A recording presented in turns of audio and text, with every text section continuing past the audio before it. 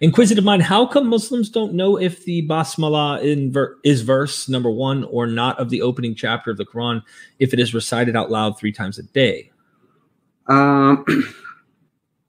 The short answer is so the basmalah is the first opening verse in the name of God, the All-Merciful, at the beginning of each chapter. And the reason why it was, there is disagreement whether it's part of the Quran or not, that it was not written in the early codices, right?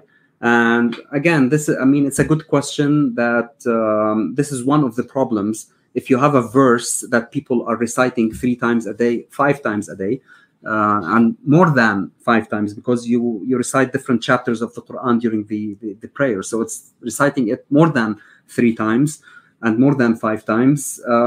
It goes now with the idea of written versus oral transmission. So in oral transmission, you have something, and then the written early codices, they have something else. And this is where the tension happens. So it's a good question. It's one of the problems that early Muslim scholars try to tackle and try to understand what does it mean. If we are really 100% sure that this is the Quran that goes back to the Prophet, why do Muslims disagree on this verse, whether it's part of the Quran or not? So there are, again, 4 different opinions on it. There's no disagreement.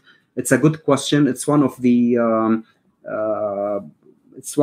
if you want, problematic aspects in the transmission of the Quran that